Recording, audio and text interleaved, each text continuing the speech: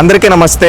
ఈ రోజు మన ఆంధ్ర రాష్ట్రంలో ఒక చారిత్రాత్మకమైన రోజుగా మనం ఈరోజు చెప్పుకోవచ్చు. ఎందుకంటే ఏదన్నా మనకు గుర్తుకు రావాలన్నా, ఏదన్నా మర్చిపోయినా, ఏదన్నా అంటే గూగుల్ సెర్చ్ చేద్దామని గూగుల్ ఓపెన్ చేస్తాం. అలాంటి గూగుల్ మన ఏపీని వెతుక్కుంటూ ఈ రోజు వచ్చింది. ఇది ఒక్క రోజులో వచ్చింది కాదు, 2 సంవత్సరాల కృషి. నారా చంద్రబాబు నాయుడు గారు, నారా లోకేష్ గారు కృషికి తగ్గ ఫలితం ఈ రోజు వచ్చిన మన గూగుల్. ఈ గూగుల్ వస్తే ఇప్పుడు కొంతమంది మాట్లాడుతూ ఉన్నారు ఈ గూగుల్ గురించి. వైసీపీ పేటీఎం బ్యాచ్ వాళ్ళకి సూటిగా చెప్తూ ఉన్నాం, ఇది మా వల్లే వచ్చింది అని మాట్లాడే వైసీపీ వాళ్ళకి సూటిగా చెప్పదలుచుకున్నది ఏదంటే, ఒకప్పుడు గూగుల్ వస్తూ ఉంటే ఇదే వైసీపీ వాళ్ళు ఏమన్నారు తెలుసా, ఒక గోడాం వస్తా ఉంది, ఆ గోడాం ఎందుకు అని పిచ్చి కోతలు కోసింది.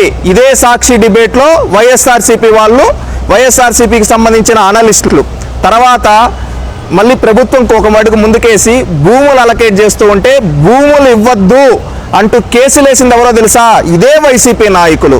అంటే ఒక గూగుల్ అనే ఒక కంపెనీ వస్తే దాంట్లో మన వాళ్ళకి ఉద్యోగాలు వస్తాయి. ఈరోజు మనం ఏది కావాలన్నా గూగుల్, అలాంటి గూగుల్ మన రాష్ట్రానికి వస్తే అందరూ గర్వకారణంగా చెప్పుకుంటుంటే ఈ మారీచ సుబాహులు ఎవరైతే రాక్షస మూట ఉన్నారో వైసీపీ నాయకులు ఈ విధంగా అడ్డుకున్నారు. ఈ విధంగా అడ్డుకోవడమే కాకుండా నిరంతరం విషయం జిమ్ముతూనే ఉన్నారు. ఈరోజు వచ్చిన తర్వాత ఇది మాదే అనే క్రెడిట్ చోరీ డిజార్డర్ తో బాధపడుతున్న ఈ వైసీపీ నాయకులు ఈ రోజు అంటున్నారు, ఇది రాష్ట్రంలో ఉండే యువతంతా గ్రహించాలి. ఎందుకంటే ఈ రోజు గూగుల్ వచ్చింది, ప్రపంచం అంతా ఈ రోజు ఆంధ్రప్రదేశ్ వైపు, మన వైజాగ్ వైపు చూస్తుంది. రేపు వైజాగ్ ఒక అద్భుతమైన నగరంగా డెవలప్ అవుతుంది. ఒకప్పుడు హైదరాబాద్ ఏ విధంగా అయితే ఐటీ క్యాపిటల్ గా బిల్డ్ అయిందో, రేపు అదే విధంగా డేటా సెంటర్ క్యాపిటల్ గా ఆంధ్రప్రదేశ్ మారబోతూ ఉంది. ఇది చూసి ఓరవలేని వైసీపీ బ్యాచ్ విషయం జిమ్ముతున్నారు. ఈ రోజు క్రెడిట్ చోరీతో బాధపడుతున్నారు. వీళ్ళ గురించి ప్రత్యేకంగా ఎందుకు చెప్తూ ఉన్నామంటే, ఇది ప్రతి ఒక్కరు గుర్తుపెట్టుకోవాల్సింది. ప్రతి క్షణం ఇదేదో ఒక రోజు 2 రోజుల్లో మర్చిపోయేది కాదు. ఈ రోజు రాష్ట్ర అభివృద్ధి కోసం నిరంతరం ఒక నాయకుడు పనిచేస్తూ ఉంటే, ఒకరేమో రాష్ట్రం పైన విషయం జిమ్ముతూ రాష్ట్రానికి పరిశ్రమలు రాకుండా అడ్డుకోవాలని చూస్తూ ఉన్నారు అదే వైసీపీ నాయకులు. ఈ రోజు ఆంధ్రప్రదేశ్ రాష్ట్రంలో ఉండే యువతంతా ఒక్కటి గ్రహించాలి.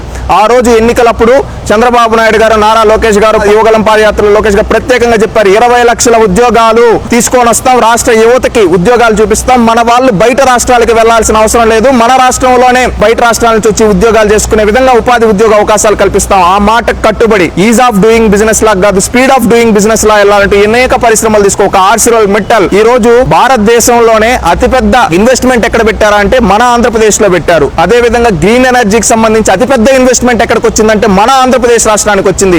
ఈ రోజు డేటా సెంటర్లకు సంబంధించి అతిపెద్ద ఇన్వెస్ట్మెంట్ ఎక్కడికి వచ్చిందంటే మన రాష్ట్రానికి వచ్చింది. అదే విధంగా ఒక పక్క చూసుకుంటే అశోక్ లేలాండ్, ఒక పక్క రిలయన్స్, ఈ విధంగా అనేక కంపెనీలు, టీసీఎస్, కాగ్నిజెంట్, ఈ విధంగా సత్వా, ఇలాంటి కంపెనీలన్నీ మన రాష్ట్రానికి వస్తూ ఉంటే రాక్షస ముఠ ఎవరైతే వైసీపీ నాయకులు ఉన్నారో వాళ్ళు అడ్డుకుంటూ ఉన్నారు. టీసీఎస్ పైన కేసులేశారు, కాగ్నిజెంట్ పైన కేసులేశారు, సత్వా పైన కేసులేశారు, ఆర్సిరల్ మిట్టల్ పై అడ్డుకోవడానికి చూశారు.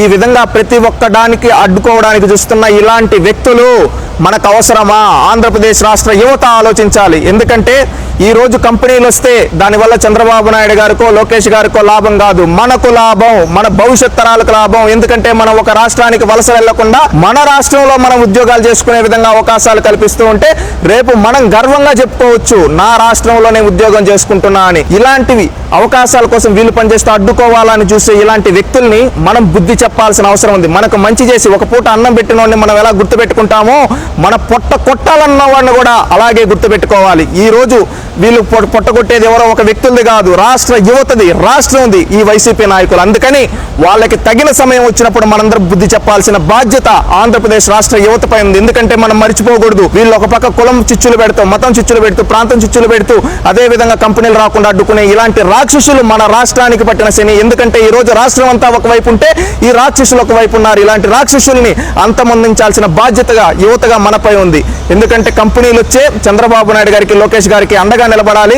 ఇలాంటి అడ్డుకునే జగన్మోహన్ రెడ్డిని, వైఎస్సీపీ నాయకుల్ని తరిమి కొట్టాల్సిన బాధ్యత ఒక యువతగా మనం తీసుకొని ప్రజలందరినీ కూడా చైతన్యవంతం చేయాలి. రేపు రాబోయే ఈ నాలెడ్జ్ ఎకానమీలో మన వాళ్ళు తిరుగులేని శక్తిగా ఎదగాలి. ఈ రోజు ఒక స్పీడ్ ఆఫ్ డూయింగ్ బిజినెస్ తో పనిచేస్తున్న మనందరం యువత కూడా ఇంకా మరింత మద్దతు ఇవ్వాల్సిన బాధ్యత చంద్రబాబు నాయుడు గారికి, లోకేష్ మనందరిపైన ఉంది. ఒక ఆంధ్ర పౌరులుగా మనందరం వాళ్ళకి మద్దతు ఇచ్చి రేపు రాష్ట్రాన్ని 2047కి ఈ ప్రపంచమే చూసే విధంగా మనందరం కలిసిమెలిసి చేసుకోవాలని కోరుకుంటూ ఉన్నాం.